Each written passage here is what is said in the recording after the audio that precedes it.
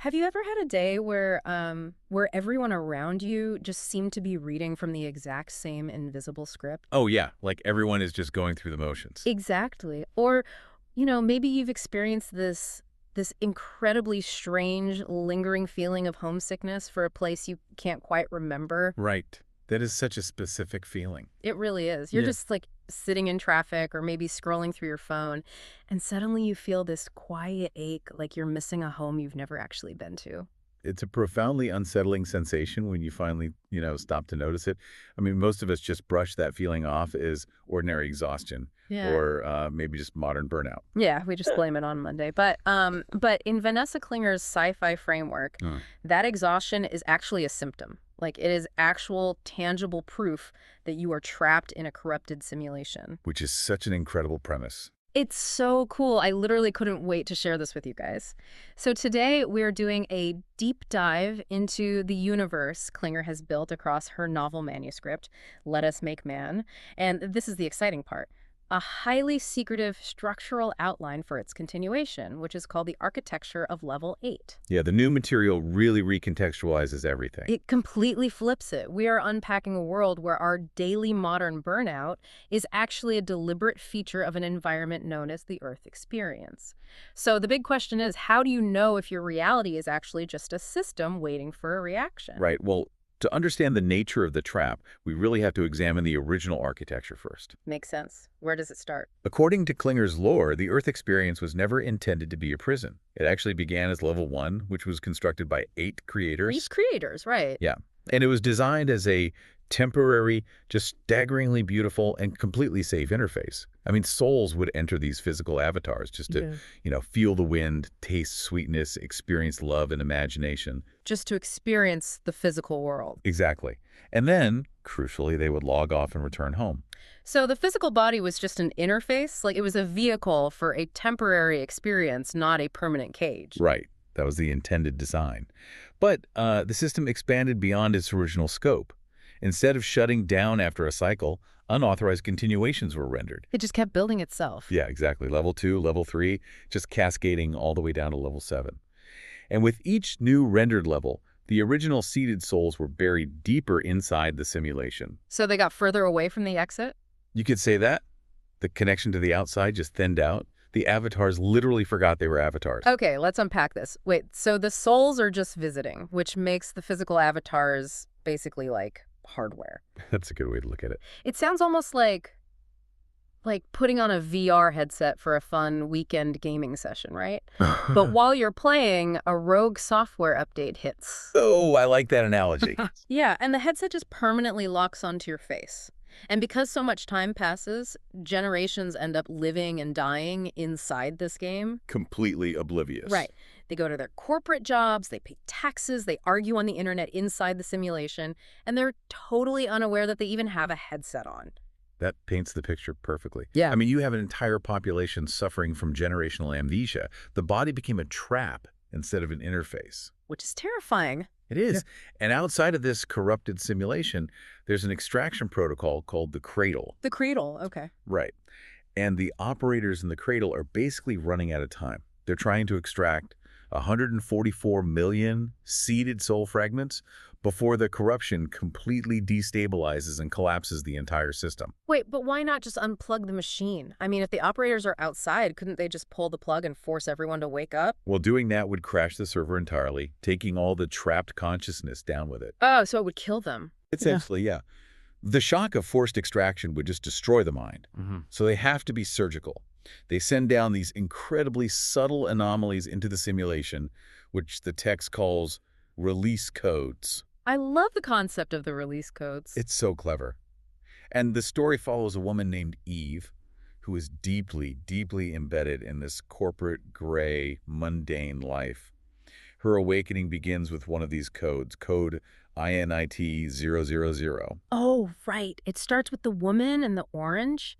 The scene is so vivid. Eve is just walking to work, going through the motions like any normal day, and this mysterious woman in a blue coat drops an orange on the sidewalk. Just a totally mundane event. Exactly. So Eve bends down to pick it up, their hands blush, and the orange feels entirely wrong. Right, it's not room temperature. No, it feels like static electricity, like this warm humming current starting right beneath her skin. And that physical anomaly breaks her baseline reality just a fraction of an inch. And then, the escalation from there is just brilliant, Yeah, she goes to work after that. right? Eve gets to her completely sterile office break room to get a cup of coffee. The financial news on the television suddenly glitches. Oh, this part gave me goosebumps. The screen goes black, and a single line of white text appears.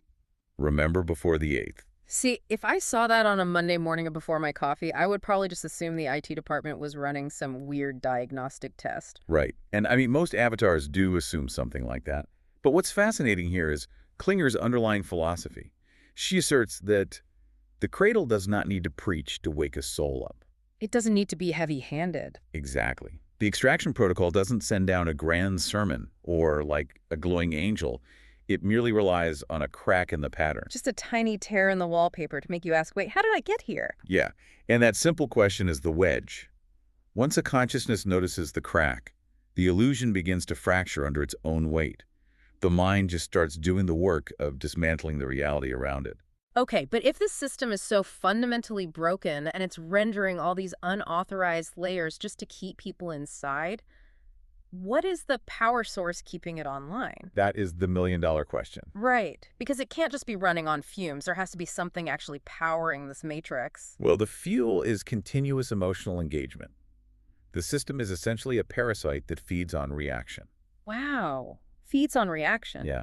Klinger introduces this mechanism through another release code, MindE002, which focuses on pattern recognition. The loops. Exactly. Yeah. As Eve's mind begins to fracture the illusion, she starts noticing these eerie, synchronized behavioral loops happening all around her at her corporate job. The dialogue loops are incredibly creepy. I mean, she's just sitting at her corporate job, and a guy in accounting casually remarks, people just want to feel like they matter. Such a standard office thing to say. Yeah, but Eve suddenly realizes she heard a random woman on the subway say that exact same phrase with the exact same cadence hours earlier, and then, like, a news anchor says it on a monitor in the lobby. The system is just recycling code. It is. And then she sees a digital advertisement that reads, "Disconnect to reconnect." 10 minutes later, she glances at a podcast preview on her coworker Daniel's phone, and the title uses the identical phrase. The exact same words. Yes, the language itself is circulating through these invisible, automated loops. Honestly, if I hear one more person in a meeting tell me we need to circle back for synergy or take this offline, I'm just going to assume they are a corrupted NPC. It really does sound like scripted dialogue. Corporate buzzwords already feel like recycled code. It's so robotic. And the manuscript takes that mundane corporate feeling and turns it into actual structural horror. Eve realizes the terrifying truth of her world when the text explicitly states, and this is a direct quote, "A reaction was consent the system could use." Oh, wow. Yeah, that line gave me chills. It entirely reframes everything we do online. It really does. The system sustains itself by harvesting attention and emotional output. Klinger makes a very sharp sociological observation here. How so? Well, the manuscript notes that the system utilizes all forms of political outrage, manufactured fear, and algorithmic consumption to keep the avatar emotionally occupied. Okay, we should be crystal clear for the listener here. The source material is completely devoid of political bias, and, so are we. Absolutely. Left-wing, right-wing, centrist, it absolutely does not matter. It doesn't matter at all. The system in this universe does not care what side of the aisle you stand on. It only cares that there is friction. It just wants the energy. Exactly. It wants you angry and reacting because, as the manuscript points out, anger prevents reflection. Right. It operates as a perfectly neutral harvester of human anxiety. I mean, the architecture wants tribalism and conflict. It wants avatars scrolling endlessly and just screaming at each other. Because if you're yelling, you're not looking at the cage. Precisely.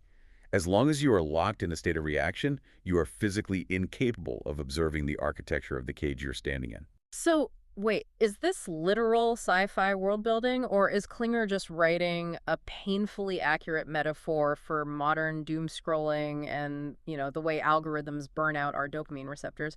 Because the line between fiction and reality is getting extremely thin here. It functions brilliantly on both levels, honestly.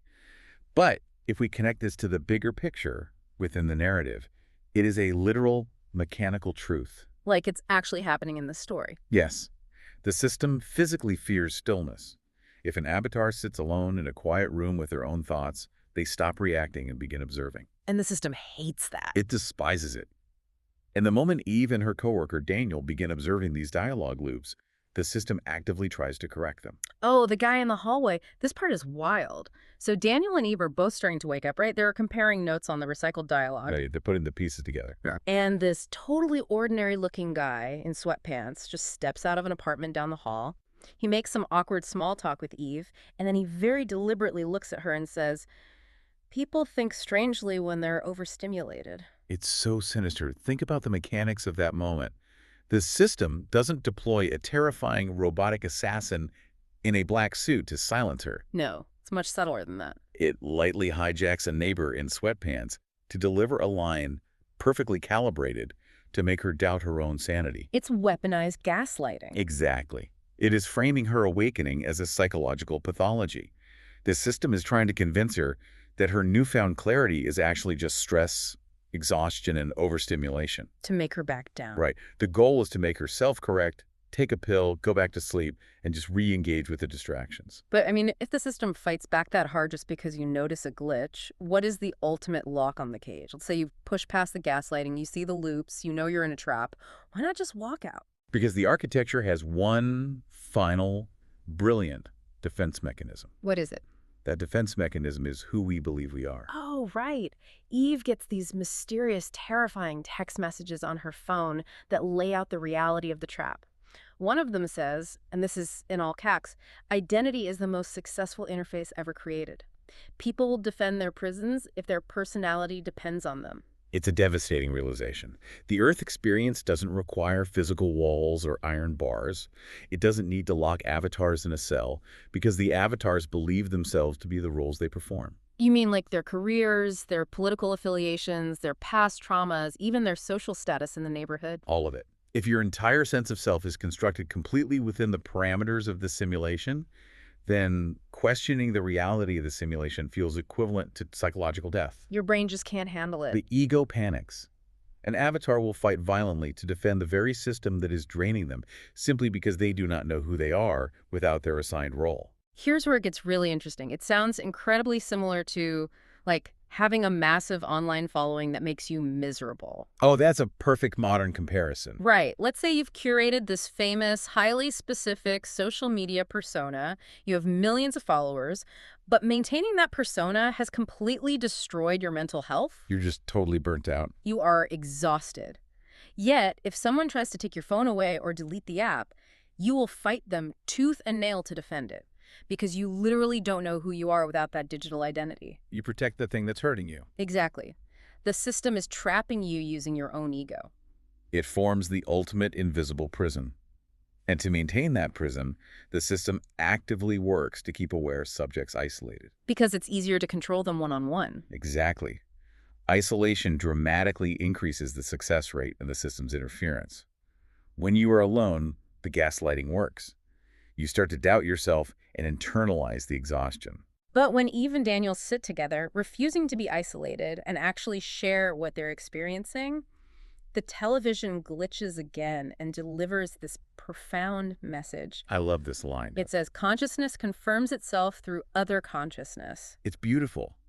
The moment two aware minds connect and validate each other's reality, the system's ability to gaslight them drops to near zero. They anchor each other. Right. But the tragedy embedded in Klinger's world is how many avatars feel the immense pressure of the simulation, but never manage to connect those dots or find another awake mind. Oh, like Eve's parents. Take Eve's parents, for example, yeah. Eve discovers her mother's old journal, which is incredibly sad to read. It really is. Her mother clearly felt the structural wrongness of the world. She wrote that she felt homesick for a place I cannot remember. There's that homesickness again. And her father was constantly noticing that the media loops always required the public to be angry. They felt the heavy weight of the artificial environment, but they never fully awoke. They just couldn't break through. No, they couldn't break past the performance layer of their own identities. The manuscript lays out a core rule for this entire universe to explain that failure. It says, the architecture cannot create consciousness.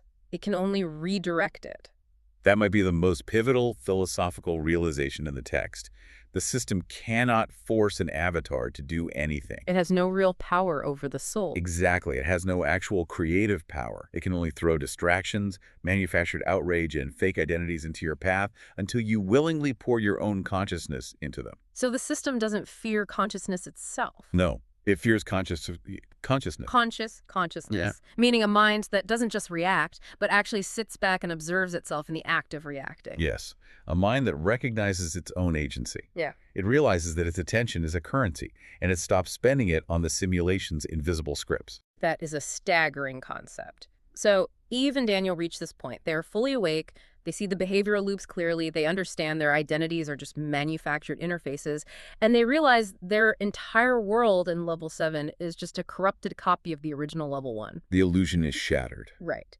But if this world is merely a copy, what happened to the original? Well, that question transitions us into the final source document in our stack. Okay, so we're looking at the marketing outline for the sequel, titled The Architecture of Level 8. And for some context for you listening, today's date is June 8th, 2026. Right. According to this highly classified publishing document, the sequel arrives in exactly 2 months, on August 8th, 2026. This outline gives us the ultimate destination of Klinger's universe. And the twist revealed in this structural outline completely upends every assumption the characters and the reader have made so far. It's a total game changer. It details a major third-act plot point called the Discovery. Eve and the awakened characters finally managed to access and search the ancient architecture records of the simulation's mainframe. They dig into the deepest code, looking for the end of the original world, and they find absolutely no evidence that Hour 1, that original, staggering, beautiful design of Level 1, ever actually ended. Nothing. There are no shutdown logs. Yeah. There are no termination records for the paradise they lost. Which brings them face to face with the revelation of the wall. Throughout the narrative, humanity always assumed that the boundary beneath Level 7 was a prison wall. Like it was designed to keep them trapped inside the corruption. Exactly. But the outline reveals a massive paradigm shift. The avatars were asking the wrong existential question the entire time. They were constantly looking up, asking, what happens when we die? Instead of looking down and asking, what happened before we got here? Wait, if they're stuck in Level 7 and they realize the wall beneath them isn't keeping them inside, what is it doing? The wall is a concealment layer. It is a protective barrier hiding the original Earth experience, which never went offline. Are you serious? Yes, the beautiful, uncorrupted interface of Level 1 still exists, running silently right beneath the corrupted layers. My mind is completely blown by the implications of that. So what does this all mean? Does this mean the awakened characters shouldn't be trying to escape the simulation by abandoning their avatars or fleeing into some cold, empty void of space? Right. Instead, their mission is to dig deeper through the corruption to unearth the paradise that was buried underneath them all along. This raises an important question, doesn't it? Think about how radically that reframes the human struggle within this story. The ultimate goal of awakening is not to reject the physical world or escape the body. It's not about leaving. No. The goal is to reclaim the original physical world from the corrupted, attention-harvesting systems that hijacked it. The home they are desperately searching for isn't out there in the cosmos. It's right here, hidden behind the noise of Level 7. That is a profound piece of narrative design. It brilliantly mirrors our own search for meaning in the real world. We spend an enormous amount of time trying to escape our daily lives, whether that's through screens, through endless digital distractions, or, through elaborate fantasies. Always trying to get away. Exactly. When perhaps the actual goal is to dig beneath all our manufactured outrage, peel back the layers of our curated identities, and find the genuine, quiet reality that has been buried underneath our own programming. It provides a very powerful lens through which to view our own reality.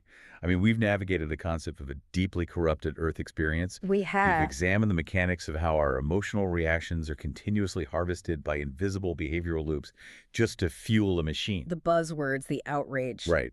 And we've unpacked the ultimate twist that the real world isn't gone at all. It might simply be concealed behind a wall of our own performative identities. This has been a massive journey into the architecture of our own attention. So I want to leave you with a direct challenge for your own day. The next time you are scrolling on your phone or watching the news and you feel a sudden, intense surge of outrage or fear, or just that overwhelming urge to keep doom scrolling for another hour to avoid the The silence. friction. Exactly, the friction. I want you to pause. Just stop for 1 second and ask yourself, is this reaction actually mine, or is it just consent that a system is using? That's a great question. And to take that a step further, consider those quiet, unexplainable moments of melancholy you sometimes feel when the noise of the day finally stops. What if that strange, lingering feeling of being homesick for a place you can't quite picture isn't a sign of depression or stress or overstimulation? What if it is actually your own internal release code, trying to remind you of the way home?